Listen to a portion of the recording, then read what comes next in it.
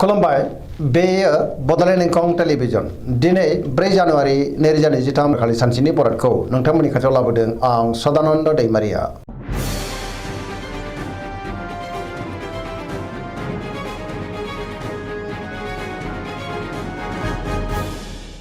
सिगां फरायनो लादों मेष राशि गिबि हांखो अ ल।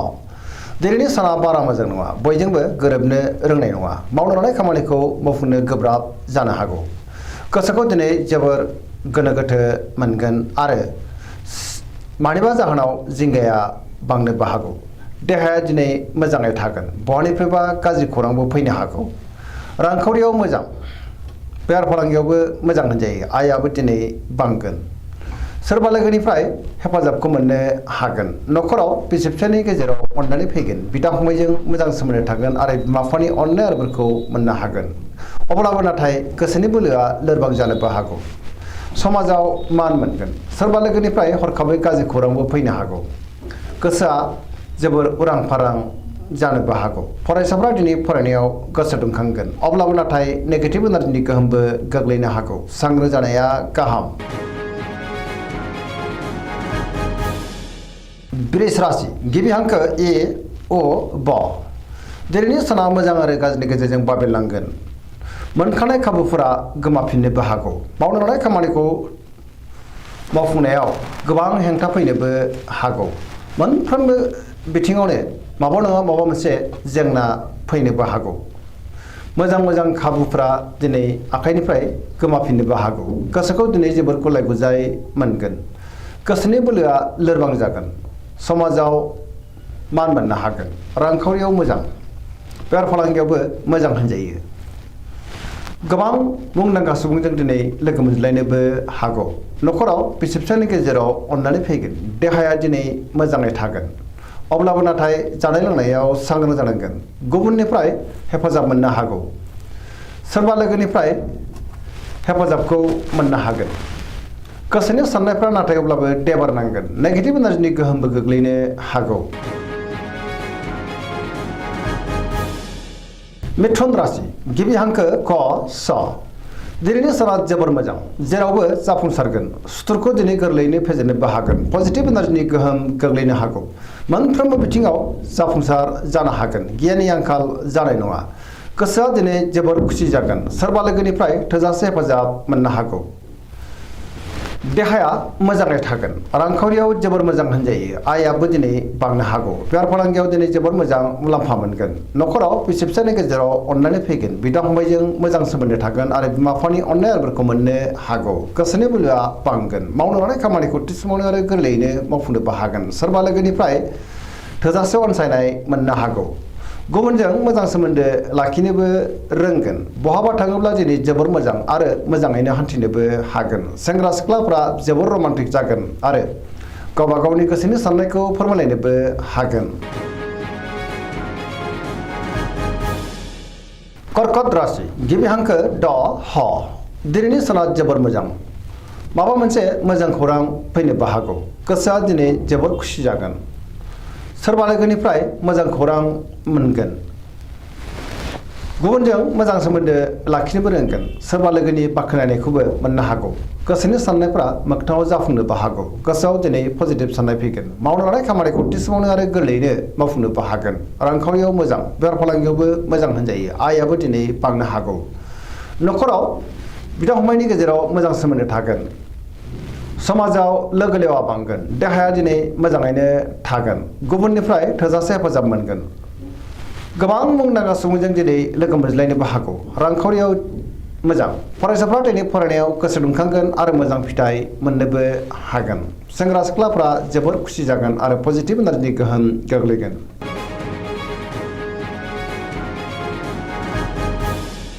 सिंह राशि गिबि हांखो म ट। दिनैनि साना जोबोर मोजां। गोबां खामानियाव दिनै मुखुबबो थागोन। गोसोनि बोलोआ बांनो हागौ। गोसोआव पजिटिभ साननायबो फैगोन। मावनो लानाय खामानिखौ थि समावनो आरो गोरलैयैनो मावफुंनोबो हागोन। सोरबा लोगोनिफ्राय मोजां खौरां फैनोबो हागौ। बहाबा हान्थिनो एबा दावबायनो खाबु मोननो हागौ आरो मोजाङैनो हान्थिनोबो हागोन। रांखावरियाव जोबोर मोजां होनजायो। मोननो गोनांखौ मोननोबो हागौ। बेफार फालांगियाव दिनै जोबोर मोजां मुलाम्फा मोनगोन। गोसोनि साननायखौ गुबुननो फोरमायनोबो हागोन। न'खराव अनलायनाय फैगोन। बिदा फंबायनिफ्राय थोजासे हेफाजाब मोननो हागौ। समाजाव मान मोनगोन। गुबुननि गोसोखौ बोनोबो हागोन। देहाया दिनै मोजाङै थागोन। बयजोंबो गोरोबनोबो रोंगोन। गुबुननि थाखाय गोबां मोजां खामानि मावनानै होनोबो हागोन। गोसोआ दिनै जोबोर खुसि जागोन आरो गावबा गावनि गोसोनि साननायखौ लाइमोनफ्रा फोरमायलायनोबो हागोन। कन्या राशि गिबि हांखो प ट दिनैनि साना जोबोर मोजां। गुबुननि अननाय आरो हेफाजाबखौ मोननो हागौ।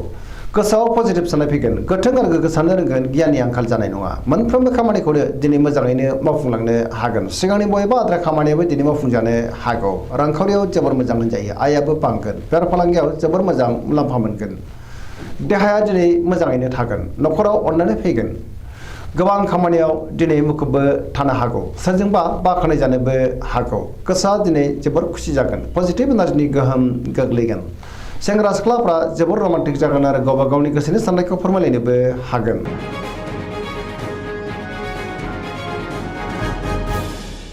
तुला राशि गिबि हांखो र ट दिनैनि साना जोबोर मोजां। गोसोनि बोलोआ बांगोन। गोसोनि साननायखौ दिनै गुबुननो फोरमायनोबो हागोन। मावनो लानाय खामानिखौ थि समावनो आरो गोरलैयैनो मावफुंनोबो हागोन। मावनो लानाय खामानिया दिनै मोजाङैनो मावफुंजागोन। देहाया मोजाङैनो थागोन। गोबां मुंदांखा सुबुंजों लोगो मोनज्लायनो हागौ। रांखावरियाव मोजां। बेफार फालांगियावबो मोजां होनजायो। न'खराव बिसि फिसायनि गेजेराव अनलायनाय फैगोन। समाजाव दिनै बयजोंबो मान होजागोन। गुबुननि गोसोखौ गोरलैयैनो बोनोबो हागोन। लोगोफोरनिफ्राय थोजासे हेफाजाब मोननो हागौ। गोदान थांखि लानो रोंगोन आरो गोदान खामानियाव आखाइ होजेननोबो हागोन। सेंग्रा सिख्लाफ्रा जोबोर रमान्टिक जागोन आरो गावबा गावनि गोसोनि साननायखौ फोरमायलायनोबो हागोन। पजिटिभ एनार्जिनि गोहोम गोग्लैनो हागौ। धोरोमारि बिथिङावबो दिनै गोसो दुंखांगोन।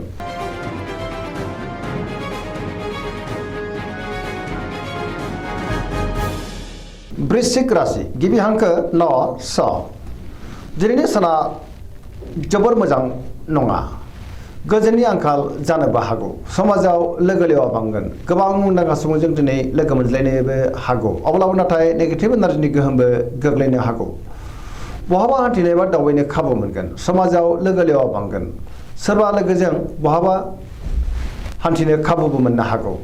गोसोआव अब्लाबो नाथाय गोनो गोथो साननाय फैगोन। मावनो लानाय खामानिखौ थि समावनो मावफुंनो गोब्राब जागोन। माबा नङा माबा मोनसे हेंथा फैनोबो हागौ। गुबुननिफ्राय हेफाजाब मोननो गोब्राब जागोन। गोसोनि साननायफ्रा दिनै देबर नांनो हागौ। गोसोनि बोलोआबो लोरबां जागोन। समाजाव अब्लाबो नाथाय मान मोननो हागोन। न'खराव अननानै फैगोन। रांखावरियाव मोजां अब्लाबो नाथाय खरसायाबो बांगोन। बेफार फालांगियाव मोजां होनजायो। देहाया मोजाङै थागोन। गुबुननिफ्राय हेफाजाब लानांनो हागौ। फरायसाफ्रा दिनै फरायनायाव गोसो दुंखांगोन आरो मोजां फिथाइ मोननोबो हागोन।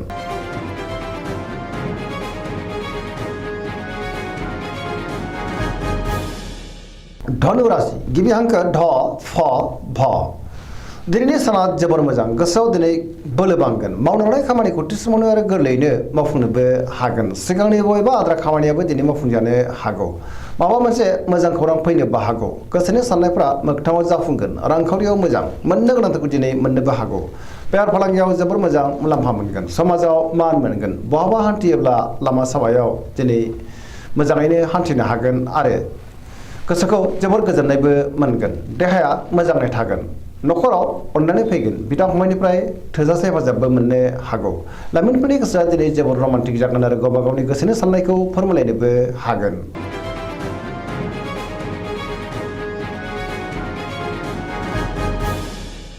मकर राशि गिबि हांखो ख ज दिनैनि साना बारा मोजां नङा।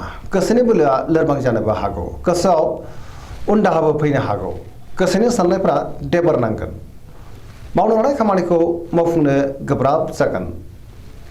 माबा नङा माबा मोनसे हेंथा फैनोबो हागौ। रांखावरियाव मोजां अब्लाबो नाथाय खरसायाबो बांगोन। बेफार फालांगियाव मोजां होनजायो। गुबुनजों मोजां सोमोन्दो लाखिनो हागोन। मोनफ्रोमबो खामानिखौ मावफुंनायाव माबा नङा माबा मोनसे जेंना फैनोबो हागौ। न'खराव दिनै अनलायनाय फैगोन। बिदा फंबायनिफ्राय थोजासे हेफाजाबबो मोननो हागौ। सेंग्रा सिख्लाफ्रा गावबा गावनि गोसोनि साननायखौ फोरमायलायनो हागोन आरो गोसोआ दिनै जोबोर रमान्टिकबो जागोन।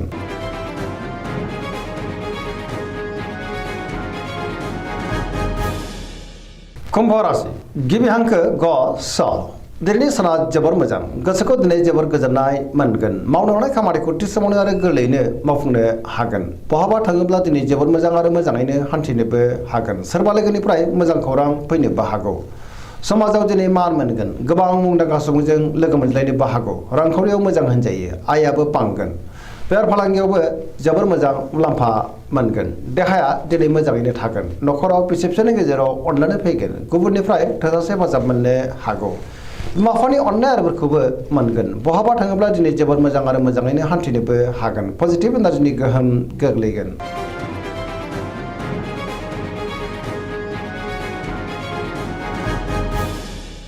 मीन राशि गिबि हांखो ड स दिनैनि साना जोबोर मोजां गोबां मोजां खाबु फैनोबो हागौ माबा मोनसे मोजां खौरां मोननोबो हागौ गोसोआव दिनै पजिटिभ साननाय फैगोन गोसोनि बोलोआ बांगोन गावनि गोसोनि साननायखौ गुबुननो फोरमायनोबो हागोन अब्लाबो नाथाय सांग्रां जानांगोन देहाया मोजाङै थागोन रांखावरियाव मोजां बेफार फालांगियावबो मोजां होनजायो नखराव अनलायनाय फैनो हागौ सोरजोंबा बाख्नाय जानोबो हागौ लाइमोनफोरनि गोसोआ दिनै जोबोर रमान्टिकबो जागोन आरो गावबा गावनि गोसोनि साननायखौ फोरमायलायनोबो हागोन गुबुनजों मोजां सोमोन्दो लाखिनोबो रोंगोन फरायसाफोरा दिनै फरायनायाव गोसो दुंखांगोन आरो मोजां फिथाइ मोननोबो हागोन धोरोमारि बिथिङावबो गोसो दुंखांनो हागौ पजिटिभ एनार्जिनि गोहोम गोग्लैगोन सरासनस्रायै दिनै साना जोबोर मोजां आरो मोजाङैनो बारग'लांगोन दिनैनि राशि फरायनाया एसेनोसै जोबनायाव बेखौनो खावलायो जाहाथे नोंथांमोना सानफ्रामबो जोंनि बे बड'लेण्ड इंखं टेलिभिजनखौ नायबाय थायो आरो साबस्क्राइब खालामो लोगोसे लाइक खालामो आरो शेयार खालामो एसेनोसै गोजोन्थों